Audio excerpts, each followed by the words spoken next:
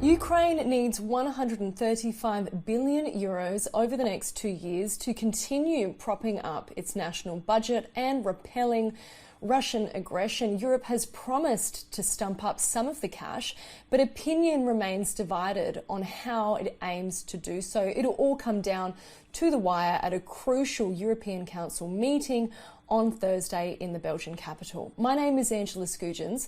This is TVP World, and I'm joined here in our Brussels studio by Veerle Colaert, a professor of financial law at the Belgian University, KU Leuven. Hello. Hello, Angela. So, one of the most controversial but strongest methods that the EU could give Ukraine this money is through a reparations loan. What is that exactly, and why is it so controversial but also potentially a game changer? Yeah. Well, you know probably that there's this big financial institution based in Brussels which has an amount of 185 billion in cash, which is owned to the Russian Central Bank. Now, the construction of the reparation loan is that the European Commission would borrow this money from Euroclear, and then the European Commission would use that money to grant a loan to Ukraine. That money only needs to be paid back by Ukraine to the European Commission once Russia has paid reparations to Ukraine after the war. If Russia doesn't pay reparations to Ukraine, Ukraine wouldn't need to pay back the loan to the European Union, and that is the idea of the reparation loan. It sounds quite simple when you put it in those terms, but why is there so much contention around it, particularly from the Belgian Prime Minister Bart de Wever? Yeah, because there's quite a lot of risks involved in this operation. There's actually 4 risks. For Belgium, there is first the risk that it is a party to an old bilateral investment treaty with the former USSR. It dates back from 1989, and it was agreed between the parties at the time that investments in another country must be fully safe, and if there would be confiscation, that was a worry at the time for Belgium because the USSR was just finished communism, this would go to an international panel of arbiters, and they could then convict the country where the investment was confiscated to pay damages and penalties. And so that is why Belgium is so worried that under this agreement, Belgium would be convicted to pay back to Russia 185 billion euros plus penalties. I personally think that this risk is not the biggest risk. It's an enormous risk when it materializes, so it must be covered. But the chances that it materializes is not so big, I think. A much bigger risk is that Euroclear would need to pay back the Russian Central Bank while it hasn't got the money. You must know that Euroclear has a contractual obligation with the Russian Central Bank to pay back that money. The only reason why it doesn't do so is because of the sanctions. So, if those sanctions would be lifted, then this contractual obligation of Euroclear revives, and it must immediately be able to pay back that money to Russia.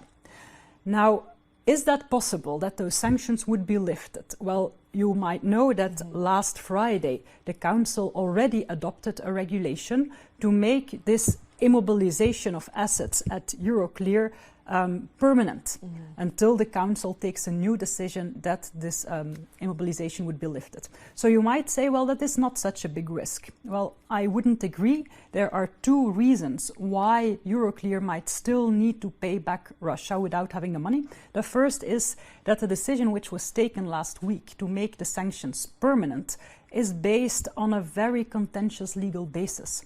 Normally, sanctions need to be taken by unanimity. All member states need to agree, but you might know that Hungary is a bit of an outlier and threatens not to agree in the future.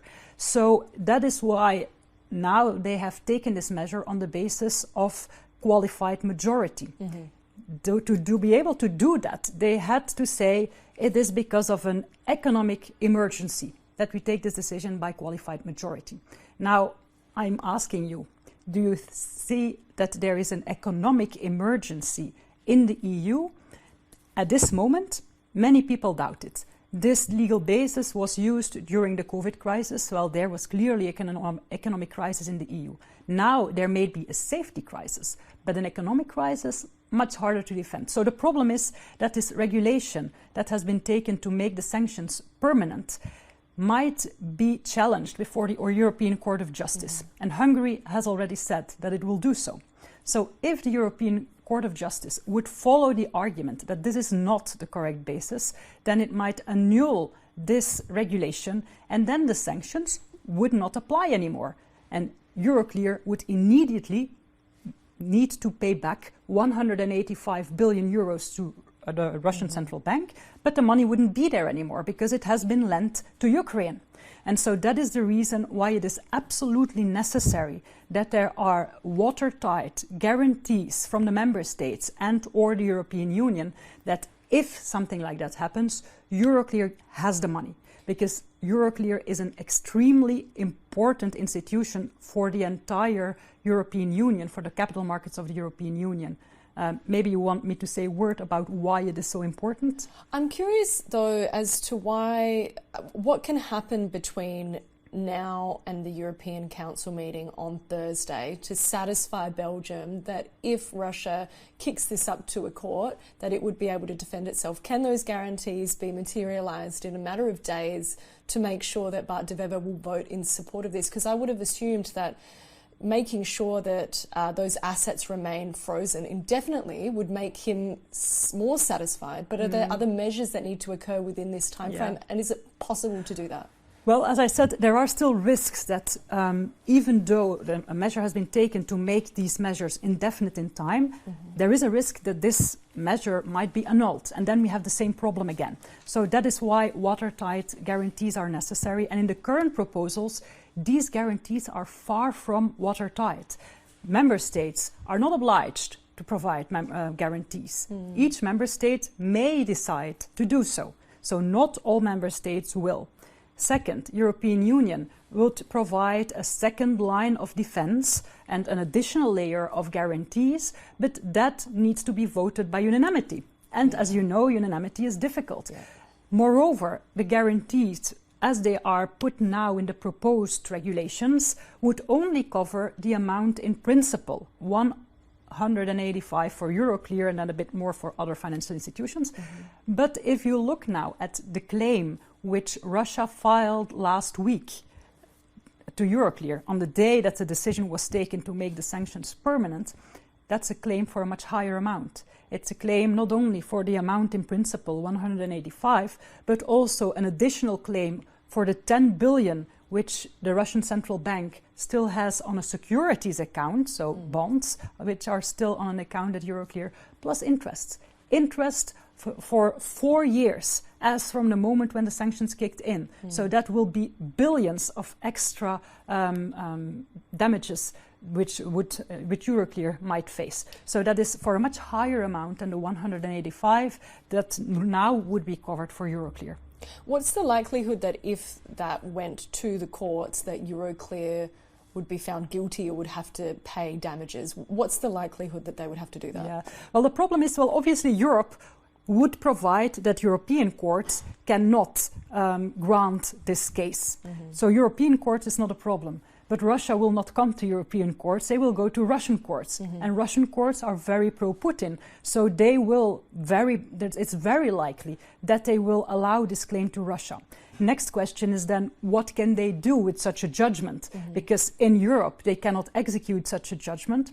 But Euroclear has assets all over the world. It has, for instance, 17 billion of worth in Russia. And so they could easily confiscate that. That will happen.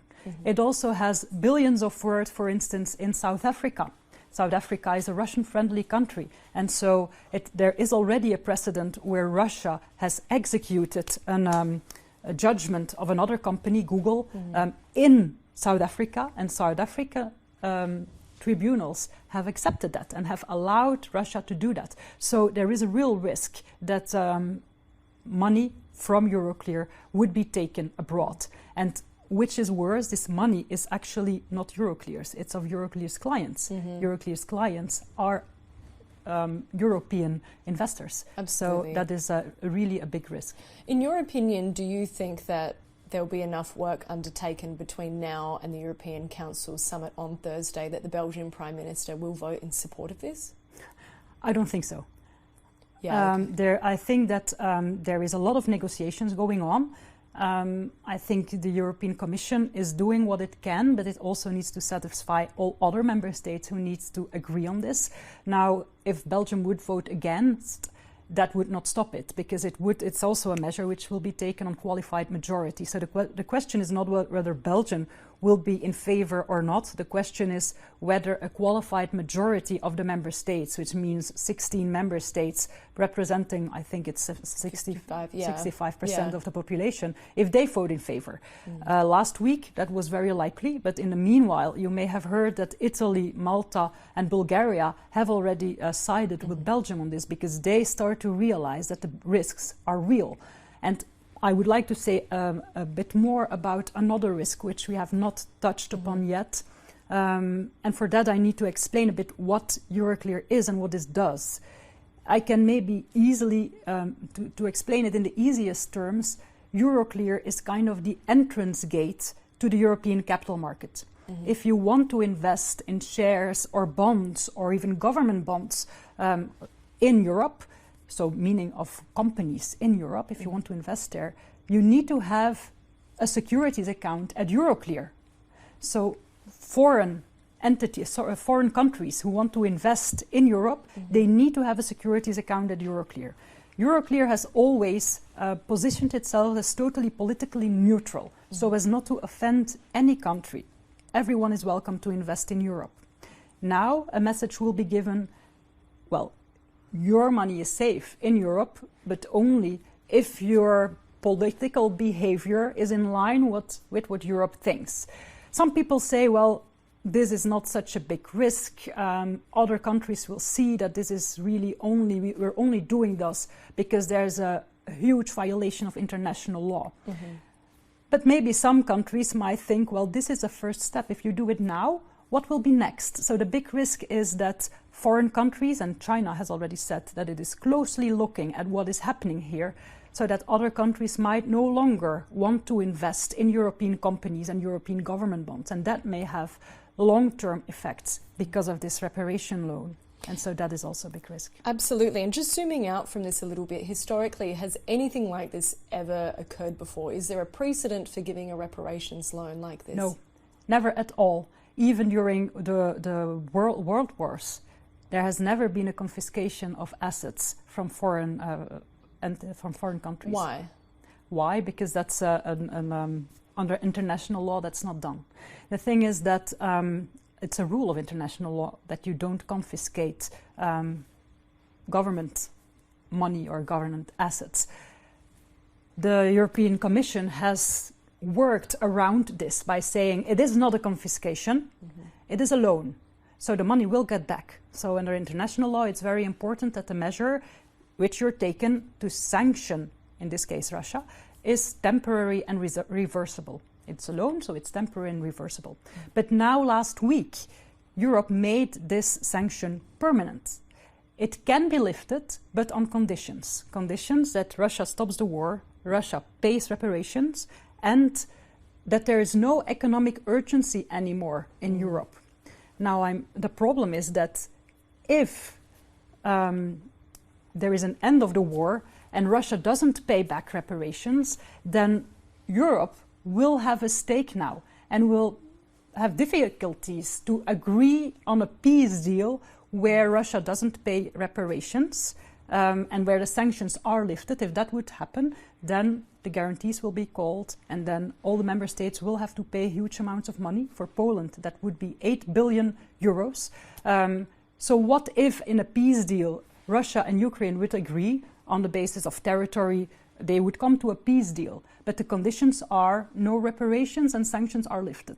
Will Europe then say, well, we're against it, because if that is the peace deal, we, Europe, will need to pay huge amounts of money, and we're not willing to do that. Economic urgency. and we will not lift the sanctions. So then Europe could, instead of being a broker of peace, could become holding back of peace. And I think that's also something which is insufficiently understood. Absolutely, and I feel like we could talk about this all day. It just represents the kind of dialogue that will be going down in Brussels on Thursday among those heads of state. We're hoping for some kind of breakthrough. The meeting could last until Saturday, but thank you so much for taking the time to walk us through this really technically, legally difficult subject. Yeah, maybe, can I just add one more thing? There are alternatives. There are alternatives, European government bonds, for instance. Why not looking for a creative, qualified majority way of doing it, just like has been done for prolonging the sanctions? Or why not bilateral loans by the member states? Instead of bilateral guarantees, make bilateral loans directly to Ukraine. It's not reparation loan or nothing. There are alternatives on the table if only member states are really willing to support Ukraine financially. And that is the big question. Absolutely. Thank you so much for taking the time to talk to us. Thank you. And thank you so much for watching. My name is Angela Scoogens and this is TVP World, but make sure that you stick around as more news, commentary and analysis is coming up. See you next time.